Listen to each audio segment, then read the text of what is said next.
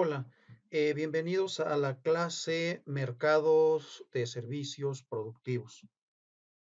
Esta clase tiene un contenido enfocado a la economía política, eh, a la economía marxista y bueno, pues vamos a empezar la clase. ¿Cómo se realiza la distribución de los productos del trabajo en el mercado capitalista? Bueno, aquí hay que hacer la aclaración que por productos no nos referimos a un bien físico, a un celular, a un cuaderno, a una pluma. Aquí por productos del trabajo nos referimos al resultado que se tiene o a la utilidad, ganancia, dependiendo del factor productivo. Por ejemplo, un salario, una ganancia, una renta. A eso nos referimos. Entonces vale aclarar desde un principio a qué nos referimos como productos del trabajo. A primera vista parece algo muy equitativo, cómo en la producción participa el trabajo, el capital y la tierra. Esto ya lo vimos en clases pasadas. Estamos hablando aquí de los factores de producción. ¿Sí? A cada uno de estos factores de producción le corresponde una parte. Al trabajo o a los trabajadores a su pago se le llama salario. A los inversionistas, a los dueños del capital o a los empresarios se les llama ganancia, lo que obtienen. Y en cuestiones de, por ejemplo, de quien tiene un arrendamiento, quien se dedica a cultivar las tierras en tiempos pasados en el modo de producción del modo feudal, bueno, pues se le llama renta. Y si parte del capital es a crédito, pues también le corresponde un interés. Bueno, pues la única fuente de nuevo valor es el trabajo. Parece igual de equitativo. Aquí dice que parece algo muy equitativo. No simplemente pensamos que cada quien se queda con su tajada, su parte del pastel y todo el mundo es feliz. Y a veces consideramos que eso es equitativo. Pero considerando que el trabajo es la única fuente de valor, porque sin trabajo, sin el esfuerzo humano, pues no hay una transformación de materia prima en producto terminado para su venta. Sin una mano de obra, sin un trabajador de la tierra, pues no existe pues una cosecha, no existe un producto agrícola para su venta. Entonces se dan cuenta, bueno, pues el único generador de valor es el trabajo. Entonces yo les pregunto a ustedes, ¿es equitativo la parte proporcional que recibe el trabajador por su trabajo? Mi punto de vista y del punto de vista marxista es, por supuesto que no. No hay equidad. Vamos a ver algo de historia. Los economistas del siglo XVIII y XIX también se plantearon la cuestión de la equidad. En realidad, bueno, pues a ellos no les interesaba tanto la cuestión ética, si hay equidad o no hay equidad. Más bien a ellos lo que les interesaba es el estudio de la equidad, pero desde el punto de vista de por qué se ocasionaban ciertas revueltas, por qué había problemas, por qué no se ponían de acuerdo los dueños de los medios de producción y el proletariado, como le llamaba Karl Marx. El trabajador estaba sometido a jornadas de trabajo inhumanas y la retribución que le pagaban era la más baja posible. A veces se resistía y destruía las fábricas y era reprimido. O sea, en aquellas épocas se caracteriza porque había revueltas, había connotaciones de revoluciones entre los medios de producción, los dueños de los medios de producción y el proletariado. Por otra parte, el empresario, el terrateniente, el rentista de aquellos tiempos se enfrentaba constantemente intentando quedarse con la mayor parte del producto. Y la negociación no siempre era cordial. De hecho, dio lugar a algunas revoluciones, bueno, lo acabamos de mencionar. Fue al calor de esas luchas como surgió un salario y un salario mínimo legal, que hasta nuestra fecha existe, ¿verdad? Que permitía la retribución de la clase de los trabajadores, leyes y derechos que protegían al trabajador y al empresario, instituciones encargadas de vigilar su cumplimiento. Y bueno, pues estas instituciones de nuestro país, que es lo que nos importa mucho, hasta recientemente se ha considerado una cierta justicia para la clase trabajadora con el incremento de los salarios mínimos, e incluso se habla que pues el proyecto del actual gobierno es incrementar los salarios mínimos por encima de la inflación. Con el tiempo, con el tiempo hablamos de siglos, no hablamos de meses, de semanas, mucho menos. Las cosas se van olvidando e impera la costumbre, pero no siempre la distribución fue como hoy la conocemos. Entonces, en tiempos pasados, reitero, había desacuerdos, había incluso intentos de revueltas o revoluciones, ¿sí? Entre la clase trabajadora, entre los medios de producción. ¿Qué es el salario? Bueno, pues es la cantidad de dinero que recibes por el trabajo que realizas durante un cierto tiempo y en un lugar determinado.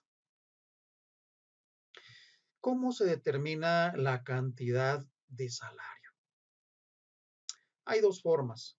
Por un lado están las actividades simples, y pues cada año pues es regulado por la Comisión Nacional de Salarios Mínimos, que fija ciertos montos de acuerdo a distintas actividades, clasificándolas por áreas geográficas, y la denomina salario mínimo general y tiene vigencia legal obligatoria, aunque sabemos bien que, bueno, pues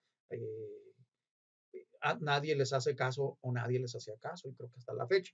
Vayan ustedes al campo donde haya un jornalero, una persona que trabaje el campo, y les puedo asegurar que aún todavía en tiempos actuales, pues hay muchos patrones abusivos que todavía les pagan a sus trabajadores muy por abajo del salario mínimo. Y ya incluso aquí en la ciudad, en la capital, seguramente habrá negocios que emplean a personas mayores, que emplean a niños, o a menores de edad, mejor dicho, y que pues no les retribuye ni siquiera con el salario mínimo. Entonces, eso era común, más común que antes, pero ahora todavía existe, se da este fenómeno. Dos, para actividades más complicadas, lo que se les llama las actividades profesionales, existen tabuladores que se fijan en base al precio imperante según la oferta y la demanda de esa actividad en particular. Los departamentos de personal continuamente están monitoreando el mercado para conocer cómo anda, o en todo caso se fija un salario mediante una negociación individual. Entonces, de acuerdo a oferta y demanda, no es lo mismo actualmente lo que se le paga a un ingeniero en sistemas, que actualmente está de moda esta carrera por cuestiones de, pues de la pandemia, por cuestiones de que la mayoría de las empresas están trabajando desde casa, home office, desde el punto de vista también que pues las empresas ya muchas de ellas prescinden de una fuerza de ventas, bueno, pues se enfocan a la cuestión de, por ejemplo, inteligencia artificial combinada con CRM, o sea, programas de administración de relaciones con clientes. Todo esto, bueno, pues es necesario la actividad del ingeniero de sistemas. No es lo mismo el salario actual de un ingeniero en sistemas recién egresado con un licenciado en administración de empresas, que por cierto, pues es una carrera muy saturada y que abundan. ¿Por qué? Porque muchos de los estudiantes piensan que es sencilla y realmente es sencilla estudiarla. Lo complicado es cuando ya estás laborando y asciendes en la escala jerárquica. Ya verán ustedes otras materias conforme van avanzando en la carrera, que bueno, pues no solamente es aplicar el proceso administrativo como se aplica una regla contable, como la teoría de la partida doble, más bien aplicarla, ser directivo o administrador o gerente, bueno, pues ya involucra factores de personalidad, de liderazgo y cuestiones que no son tan sencillas desarrollar. Pese a que estudiamos una licenciatura en administración, muchos de estos rasgos pues se adquieren de una forma diferente, y pues vaya, ya no nos adelantemos, ustedes verán más adelante su carrera, que es interesante, es fascinante, pero también pues no es tan fácil como creemos que es al aplicarla. Bien, seguimos avanzando. Y bueno, el título es el mismo porque, bueno, pues son varias diapositivas que llevan este título porque, bueno, pues es, como lo van a ver, es una narración muy coloquial. Dice, luego tú como contador o en este caso como administrador de empresas, preparas la nómina del personal de la empresa en que trabajas y calculas sobre esa cantidad acordada los contratos que denomina salario base, un conjunto de prestaciones y cargos adicionales como bonos de productividad, horas extras, vales de despensa, prima de vacaciones, aguinaldo, etcétera.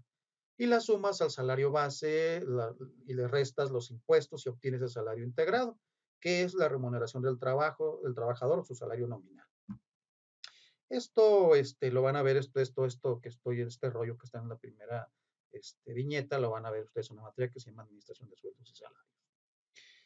Luego llega por su cheque, y bueno, ahora ya no es cheque, ya ahora es, pues, después se le hace la transferencia bancaria, ¿no? Al trabajador, que se la vive quejándose de que su salario es muy bajo y que quiere aumento.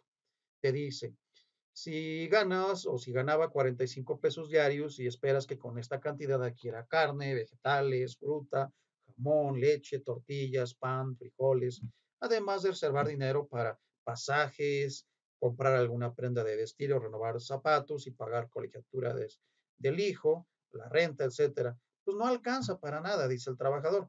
Era mejor el año pasado, aunque me pagaban 40 pesos, alcanzaba para más. Y pensarás en tu propio caso y aceptarás que una cosa es el salario nominal que te pagan y otro es el salario real. Esto es el verdadero poder adquisitivo de lo que ganas, lo cual está determinado por los precios de las cosas que puedes comprar con él. Y no alcanza ni para eso que nombran la canasta básica. En economía, los economistas suelen llamar canasta básica como una unidad de medida, ¿no? Y de referencia o comparación. Y bueno, pues también necesitas un aumento. Bueno, aquí en pocas palabras, el salario nominal, pues es el que tú obtienes, 500 pesos. Y el salario real es para lo que te alcanza, es decir, ya le quitas el componente inflacionario. Por eso, bueno, pues si tú ganabas 45 pesos, 40 pesos el año pasado, como es el ejemplo, y ahora ganas 45, dices, bueno, pues antes me alcanzaba para más, sí, porque ya la inflación creció más, ¿sí? Que el incremento de tu salario. Sí, es sencillo. O sea, el patrón o su administrador te dirá que la inflación, o sea, la tasa de crecimiento de los precios, también le afecta a la empresa porque todos los insumos son cada día más caros y que más quisiera que subirte el salario, pero entonces el producto que fabrican tendrá un costo de producción más alto y no pueden elevar sus precios porque ya no serían competitivos y tendrían que cerrar y que te quedarías sin empleo, pero que ya verás el próximo año cuando todo esto mejore. Esto, si se dan cuenta, ven como una fotografía de lo que sucedía.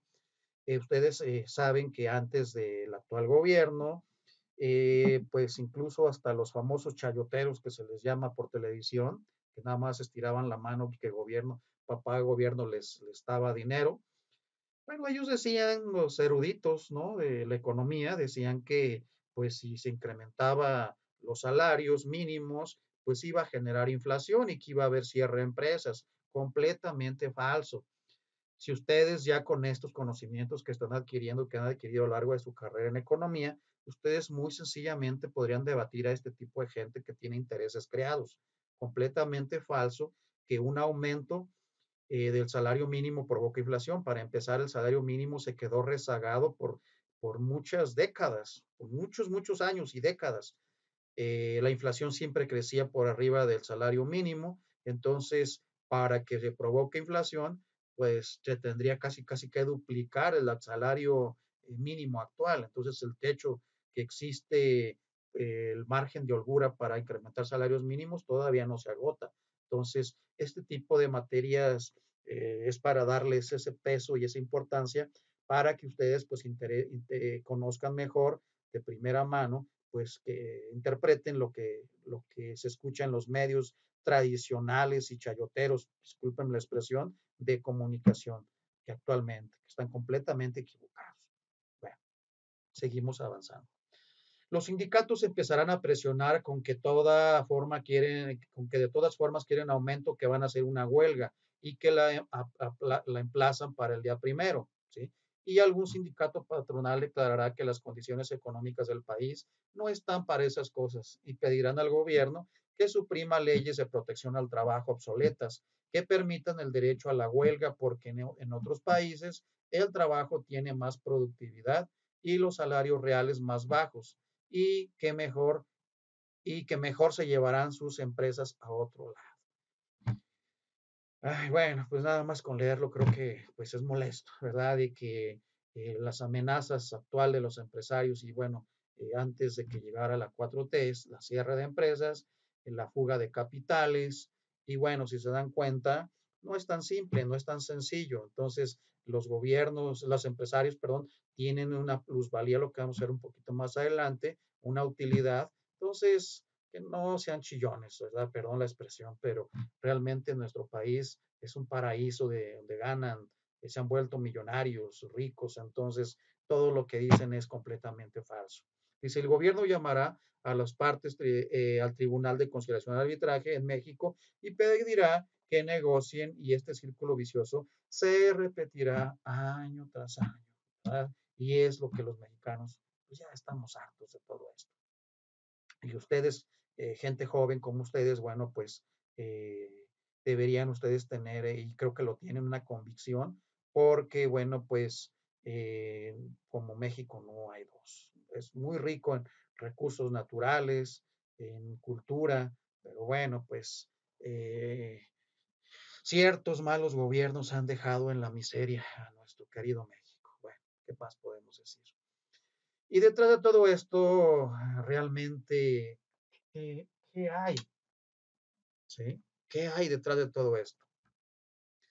Dice, es cuestión del punto de vista. Si preguntas a un economista de la corriente objetiva, ¿sí? Su respuesta será diferente a la de un marginalista, como se observan en las siguientes diapositivas. Vamos a entrar un poquito a cuestiones más técnicas. Hasta aquí estábamos prácticamente retratando la imagen de nuestro país en una forma muy sencilla y coloquial. Vamos a unas cuestiones un poquito más técnicas. ¿Sí? Teoría objetiva y subjetiva del salario. También se le llama como teoría objetiva y subjetiva del valor. Corriente objetiva, por un lado en la columna izquierda y en la columna derecha, su comparación con lo que argumenta la corriente subjetiva o marginalista. Los, eh, los economistas de la corriente objetiva dicen que el salario es una categoría histórica que surge en el modo de producción capitalista. Aquí no hay una contraparte de la corriente subjetiva. El segundo, bueno, solamente en este modo de producción la capacidad humana de trabajar se convierte en una mercancía. O sea que el trabajador vende su propia fuerza de trabajo. Y la corriente subjetivo marginalista dice que el trabajo no es una mercancía, sino es una virtud o una capacidad humana. Ya con estos dos ejemplos ustedes ven la gran diferencia entre dos enfoques. Es como si estuviéramos leyendo o viendo a los conservadores y a la 4T, ¿verdad? A lo que es PRI, PAN y Morena, ¿no? Casi, casi. Bueno, dice, el salario no paga el trabajo que realiza el trabajador, sino el tiempo de trabajo social necesario para la reproducción del trabajador como clase. Esto sí ya es extremo lo que dice la corriente objetiva. Ustedes ya adoptarán su posición con cuál de las dos están a favor, ¿verdad?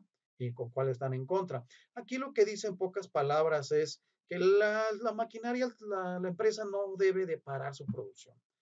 Que realmente cuando se agota un trabajador es como una máquina, como una maquinaria. Una máquina se vuelve obsoleta, se descompone, se arrumba, se vende, bueno, y se sustituye por otra. Entonces aquí lo que dice es que el salario simplemente debe pues de casi casi un salario de subsistencia para que el trabajador siga teniendo hijos, siga teniendo familia, que provean a los empresarios, a las empresas, a los dueños de producción de más mano de obra barata. Vean esta desfachatez y este descaro, ¿no? Si el salario paga el producto marginal que genera el trabajo, qué diferente, ¿no? Yo siempre me he considerado como un economista marginalista, digo, de hecho es la corriente que más admiro y se los digo con anticipación. Ustedes, pues ahora sí que identifíquense con la que ustedes estén de acuerdo y coincida con sus valores y principios. Aquí, bueno, sabemos qué es el producto marginal, ¿no? Sabemos que bueno, pues las empresas producen y siempre tienden a la eficiencia, a eficientar sus recursos. Eso lo vimos en clases pasadas, que una empresa no contrata un trabajador adicional cuando ese trabajo que se trata puede hacer un solo trabajador. O sea, el siguiente trabajador sería improductivo. Entonces, el salario de ese trabajador como producto marginal se refiere es que una persona que recibe su sueldo es por la aportación adicional que hace, ¿sí? Con el trabajo que él o ella realiza. Y ya creo que ejemplos ya los conocen ustedes. Tienen 5 trabajadores, te contratan a ti como sexto y a ti te van a pagar un salario. Bueno, por ese salario que te pagan es porque tú estás incrementando la producción de ese patrón, de esa empresa. Y por eso que tú estás produciendo adicional, el patrón recibe una ganancia, una utilidad, y a ti te pagan una mínima parte de esa utilidad que tú estás generando. Eso es lo que dicen los marginalistas. Ustedes dirán si están de acuerdo o en desacuerdo. La corriente objetiva dice que el tiempo de trabajo se divide en 2 partes. Tiempo de trabajo. 1. Tiempo de trabajo necesario para que el trabajador produzca su propia remuneración. O sea, básicamente es de que quieres trabajar, si 20 vas a trabajar 8 o 9 horas, pero bueno, pues eso va a ser para que tú te ganes un sueldo. Pero también hay un trabajo, tipo de trabajo excedente, en el cual se produce la ganancia capitalista. O sea que esas 8 o 10 horas que trabajes, pues la corriente objetiva tiende a decir, pues es lo estrictamente necesario para que tú saques para vivir y además le generes al patrón una ganancia. ¿Sí? ¿Qué dice la corriente subjetivo marginalista? Dice, se paga el total de su tiempo. La ganancia del capitalista nace de la productividad del capital. O sea que no se haga, ¿no? Aquí realmente el capitalista lo que recibe no tanto es por el tiempo del trabajador, sino que él invirtió una cantidad, ¿sí? Y sobre esa cantidad que invirtió hay un riesgo y sobre esa cantidad pues va su objetivo es tener una ganancia. Entonces, por ahí va su utilidad, por la ganancia del capital invertido. Y bueno, y los marxistas dicen por la explotación que hacen al proletariado, o sea, a la mano de obra. Entonces, simplemente nos quieren engañar diciendo que el tiempo y que, bueno, como lo dicen acá la corriente objetiva. Bueno, seguimos. La corriente objetiva. El monto del salario real pagado es exactamente aquel que permite la reproducción física de la clase de los trabajadores y varía de acuerdo a las necesidades de crecimiento del capital. Esto es lo que se conoce como la ley de bronce de los salarios. Bueno, pues esto básicamente se refiere a que esta corriente de la teoría objetiva decía que no se podía incrementar el salario, ¿sí? Incluso que el salario natural, en forma natural, iba decreciendo. Y ellos le atribuían que porque si se les pagaba a los trabajadores un salario superior, ¿sí? Estos iban a procrear más hijos, o sea, se iba a incrementar la población. Y que al incrementarse la población, pues iba a haber mucha mano de obra y mucho desempleo. Entonces se dan cuenta, siempre tras las cortinas, siempre engañando esta corriente, porque bueno, pues querían vender la idea de que no les convenía a los trabajadores ganar un sueldo digno, porque bueno, pues iban a mayor sueldo, mayor cantidad de hijos, mayor cantidad de hijos, menos trabajo, más desempleo. Entonces, bueno, pues eso es lo que atribuyen. Eso se le conoce como la ley de bronce de los salarios. ¿Sí? ¿Qué dice la corriente subjetivo marginalista? Dice que el monto del salario real pagado se determina entre la productividad marginal del trabajo y su costo marginal. La cantidad de trabajadores contratados, o sea, el nivel de empleo, por el crecimiento del capital. O sea, en pocas palabras, y ustedes ya manejan muy bien estos términos, saben que productividad marginal del trabajo es la producción adicional que, valga la redundancia, produce un trabajador finalmente contratado, o sea, el último trabajador contratado, cuánto es lo que está produciendo. Y la cantidad de costos es un sexto trabajador, si tienes 5 y el sexto trabajador, cuánto te produce y cuánto te cuesta ese sexto trabajador, cuánto le vas a pagar de sueldo, ¿sí? Y cuánto está generando de utilidad. Entonces, ahí es donde está el monto de salario real pagado, cómo se determina, ¿no? Entonces, está bien claro. Entonces, y reitero, yo particularmente, pues me quedo con la teoría subjetiva del valor o corriente marginalista, ¿sí? Eh, Seguimos, corriente objetiva. La forma como se determina el salario en el mercado es en base a la oferta y la demanda de trabajadores. Es decir, aquí lo que a ellos les importa es, bueno, líguenlo con la ley del bronce de los salarios. Si hay muchos trabajadores, porque hay muchos nacimientos, una tasa de natalidad desmedida, bueno, ellos lo que decían, líguenlo con la anterior, con la de la bronce de, bueno, lo que vimos acá, ¿verdad? La ley de bronce de los salarios. Hay muchos trabajadores, bueno, pues depende de la cantidad de gente que haya buscando trabajo, de empleados, va a ser el salario que, que se determine, ¿no?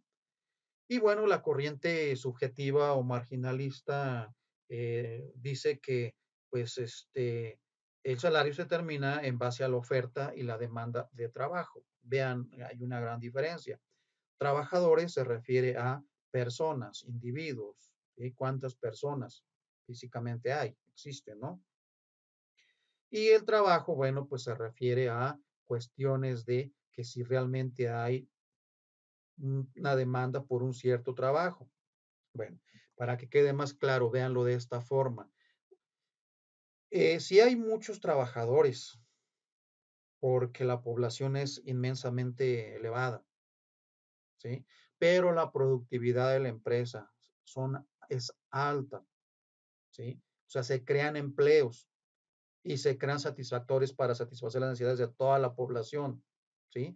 Y está manejada la empresa en forma eficiente desde el punto de vista administrativo, ¿sí? Del punto de vista directivo.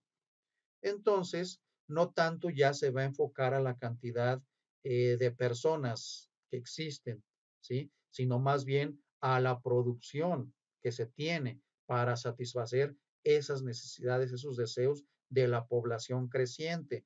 Yo espero que sí quede claro, no es lo mismo demanda de trabajadores que demanda de trabajo, ¿sí? Entonces, con este ejemplo que les acabo de dar, pues espero que quede muy claro, ¿verdad? Bueno, el que sigue.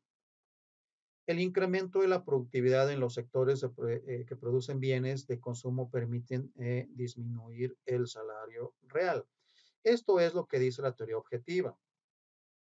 Dicho en otras palabras, es que si la empresa es productiva, o sea, que si produce,